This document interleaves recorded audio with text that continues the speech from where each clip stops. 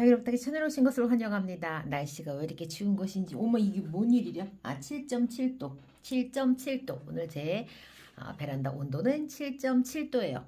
습도는 26%. 겨울이니까 습도는 항상 낮죠. 지금 이번 추위가 와가지고 다들 계획했던 봄맞이 어떤 그런 계획들이 조금씩 흐트러지지 않았나 싶습니다. 저도 마찬가지예요. 저도 사실은 이번 주에 날이 되게 좋으면 저는 이제 막 관수부터 막 시작을 할 계획이었거든요. 근데 이게 웬일입니까? 날씨가 이렇게 추워지니까 관수를 제가 미뤘습니다. 분갈이는 뭐 해도 상관은 없죠. 분갈이는 뭐 해도 뭐 크게 상관은 없는데 분갈이 그다음에 이제 관수 이런 부분들을 살짝씩 지금 미루고 있는데 날씨가 되게 추워. 관수를 우리가 보통 미루죠. 왜 그럴까요? 뿌리가 물을 먹을 수 없기 때문에 물을 줘도 소용이 없기 때문에 그렇습니다. 뿌리가 움직일 수 있는 온도가 있습니다. 사람도 날이 추워지면 운신하기가 힘들어서 활동량이 작아지는 것처럼 식물도 겨울에 활동을 뭐 봄, 여름처럼 하게 되면 어떻게 돼요? 얘네도 죽어요. 죽기 때문에 이제 겨울이 되면 뿌리 활동을 거의 다 멈추죠. 다만 베란다에 있는 다육들은 조금 사정이 다르기는 해요. 다르기는 하지만은 어쨌건 지금도 베란다에서 이 온도 관리를 되게 냉정하게 아주 그냥 살벌하게 애들한테 가혹하다시피 온도 관리 하시는 분들이 계세요. 저도 그랬어요. 저도 겨울에 막 온도가 막 1도, 2도씩 막 내려가. 그럼 어머 세상에 온도가 이렇게 내려갔네. 우리 다육이들 예뻐지겠다. 이렇게 생각을 했거든요. 어머 우리 다육이들 뿌리가 얼마나 힘들까가 아니라 어머 내 다육이들 로제트 색감이 예뻐지겠다. 이렇게 생각을 했었어요. 일교차가 좋은 자연적으로 일교차가 굉장히 좋은 봄, 가을은 그 일교차가 굉장히 반갑고 좋죠. 근데 어느 정도 제가 이제 다육이들을 이해하고 식물들을 이해하면서 세상에 다육이한테 막 저녁 시간을 막 0도씩 내려가게 하고 막 1도, 2도씩 내려가게 하고 낮 기온을 다시 막 15도, 20도씩 올리고 하는 것들이 결국 다육이들한테 막 그렇게 좋은 건 아니다라는 생각을 제가 계속 지금 하고 있어요. 어쨌건 다육이를 키우려고 하면 그러니까는 색을 내면서 폭풍 성장은 아니더라도 다육이들을 어떻게 좀 뿌리를 건강하게 관리를 하려면 그래도 최저 온도는 최소 나는 무조건 뭐 5도나 8도 이상은 내가 맞춰놔야 되겠다라고 하는 제 마음이 좀 그렇게 달라졌어요. 그리고 겨울에도 내가 성장하는 걸 보고 싶다라고 하면은 여러분들 15도 이상은 맞춰주셔야 돼요. 겨울에도 성장을 시키겠다라고 하면 밤에도 최저 온도를 15도, 적어도 15도, 사실 좀 더 낮게 잡으면 10도라고 하겠지만, 자, 그러면 성장세가 확실히 느려요. 15도까지 맞춰주면 겨울에도 성장을 해요. 자, 그러면 여기에서 여러분들이 또 포인트를 잡아가실 게 겨울에 내가 잎꽂이를 해. 겨울에 내가 뿌리 내리기를 하고 있어. 겨울에 내가 커팅을 해버렸네? 그럼 어떻게 해요? 최저 온도를 그 온도에 맞춰주시면 돼요. 15도. 어디? 베란다, 그러니까 거실 창가가 가장 좋아요. 자, 요거는요, 여러분들, 이런 다육이, 식재된 다육들을 관리하는 방법이 아닙니다, 여러분들. 다시 뿌리 내리는 다육이. 활착이 필요한 다육이, 그 다음에 뭐 커팅한 다육이, 요런 다육들, 뿌리를 내가 내리고 싶어, 빨리. 뿌리를 내려서 활착을 시키고 싶다라고 하면 어디? 거실 창가. 거실 창가 쪽이 가장 좋고 생장등과 함께라면 여러분들 정말 효과가 좋을 겁니다. 지금 사박토 언니는요. 키핑장에서 대부분의 다육들을 키우고 있지만 생장등으로 거실에서 지금 확장형 베란다를 갖고 있는 아파트 구조여서 생장등으로 일부 뿌리 내리는 다육들을 집으로 가져가신대요. 왜? 지금 겨울에 최저 온도가 좋으니까. 어쨌건 거실은요. 저희도 온도를 18도에 맞춰놓거든요. 그러면 적어도 18도 이상인 거잖아요. 항상. 그래서 뿌리 내림이 확실히 좋아요. 색은 들겠어요? 아니요, 안 들어요. 색은 안 들고요. 웃자람 살짝 있을 수 있겠죠. 왜냐면 온도가 좋고 햇볕이 부족하니까. 그래서 웃자람 현상이 있을 수 있다라는 것까지 감안을 하시면서 그러면 그걸 막으려면 뭐가 필요해요? 그래서 생장등과 함께 그 온도 구간 뿌리를 내리려고 하는 애들은 거실에다가 이렇게 해서 이렇게 두면은 뿌리 빨리 내려요. 자, 이거 하고 싶다고 해서 다른 다육들도 거기다 갖다 옮겨놔. 그럼 어떻게 해요? 뿌리가 왕성한 애들은 막 이제 자라겠죠. 자라요. 막 자라는데 뿌리가 막 움직여. 물을 막 빨아들이겠죠. 성장하고 싶은 온도 구간에 들어갔으니까. 근데 무슨 문제가 있어요? 햇볕이 부족한 문제가 있으면 애들이 어떻게 돼요? 햇볕을 찾아서 계속 성장을 해요. 그렇기 때문에 웃자람 현상이 생겨요. 그래서 웃자라는 현상들이 여러분들 햇볕을 따라가기 위해서 나육들이 식물들이 생존을 하기 위한 본능이 웃자람 현상이에요. 이게 그냥 내 다육이가 문제가 있고 뭐가 문제가 있어서가 아니라 다육이가 광합성을 하면서 영양분을 받아서 몸통도 불리고 뿌리도 더 내리고 자기 개체를 번식을 해야 되는데 햇볕이 도대체 없어. 그래서 햇볕을 찾아서 계속 목대가 늘어나는 거예요, 여러분들. 그게 웃자람이에요. 그래갖고 다육이들이 고개를 내미는 방향이 어딘지 여러분들 꼭 보셔요. 무조건 햇볕을 따라가요. 진짜 기가 막혀요. 베란다 안쪽에다 놓으면은 전부 다 창가 쪽을 향해서 애들이 고개를 이렇게 쏙 내밀어요. 그거는 꽃대도 마찬가지예요. 꽃대도 그런 식으로 여러분들 내밀거든요. 그래서 저는 어떤 걸 봤냐면 이 아파트 이제 그 화단에 아파트 화단에 이제 그 감목 있잖아요. 그 나무 사이에 민들레가 피면 그 민들레 목대가 진짜 그 감목 나무 사이를 뚫고 나와요. 뚫고 나와서 햇볕을 보려고 합니다. 그 정도까지 걔네들이 자라요. 웃자라는 거죠. 왜요? 햇볕이 없으니까. 근데 노지 땡볕에 있는 민들레들은 어떻게 땅바닥이 쫙 붙어가지고 목대가 안 나와. 그쵸? 그건 왜요? 뭐 햇볕이 그냥 사방으로 그냥 쬐기 때문에 햇볕을 찾아갈 필요가 없기 때문에 그래요. 그래서 우리가 옛날 영상을 보면은 햇볕으로 다육들을 눌러준다라는 표현을 써요.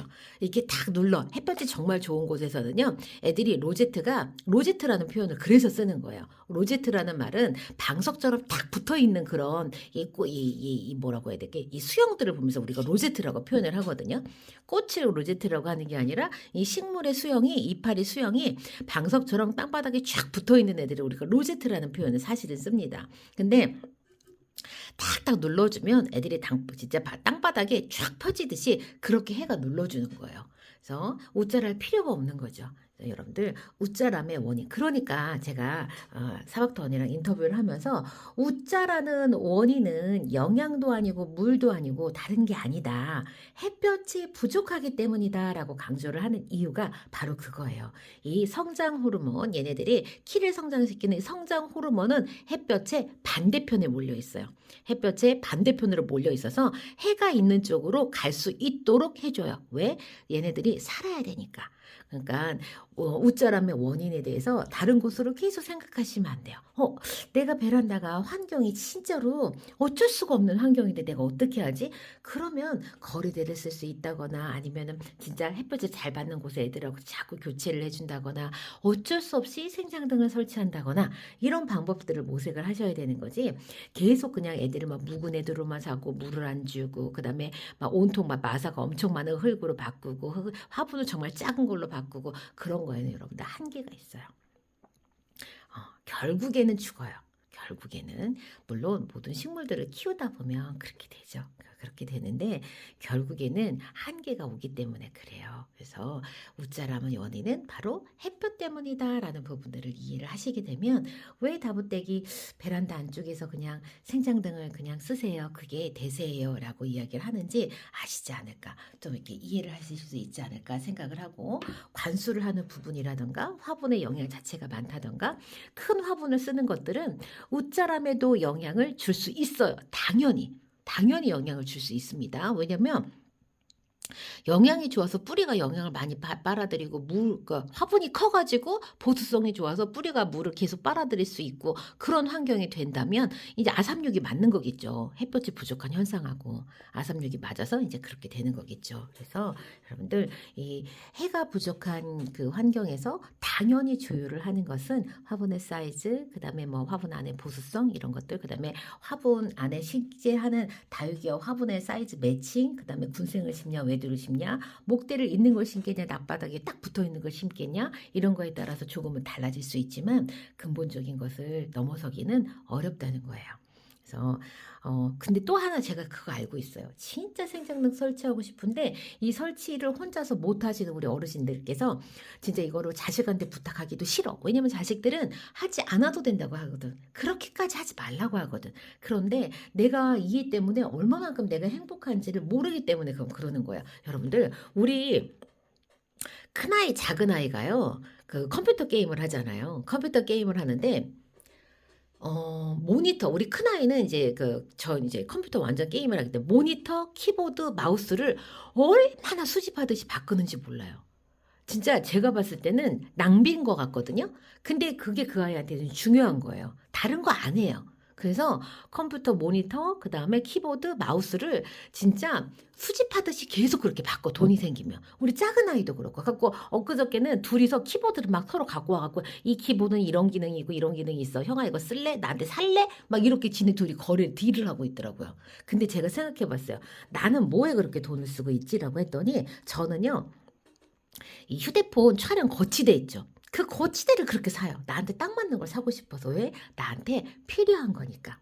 그래서 여러분들의 자녀들도요. 분명히 휴대폰에 돈을 쓴다든가 어떤 취미 생활을 하면서 돈을 분명히 쓰고 있는데 우리 부모님들이 이 다육식물을 키우기 위해서 좀 더 예쁘게 키우기 위해서 선반을 바꾸고 싶고 그다음에 이런 생장등을 쓰고 싶고 영양제를 쓰고 싶은 마음들을 이해를 못하고 쓸데없는 데 돈을 쓰고 있다고 생각하는 거예요. 근데 저는 더 어필을 하셨으면 좋겠어요. 좀 더 강력하게 어필을 하셨으면 좋겠어요. 얼마나 행복한지. 내가 이걸 하면서. 그래서 더 거기에 행복함을 더하기 위해서는 이게 왜 필요한지 그냥 어필을 하셔서 자녀분들에게 부탁을 해서 설치를 스스로 못 하시는 분들은 하셨으면 좋겠고 동네에 그냥 철물점 사장님은 워낙에 이제 고가 인력이니까 조명 설치하실 조명 가게 사장님들 있잖아요. 조명 가게 사장님들한테도 그냥 견적을 내보고 그냥 비용을 어느 정도 지불을 하시고 설치를 하시는 것도 저는 괜찮다고 생각해요. 그래서 다만 여러분들이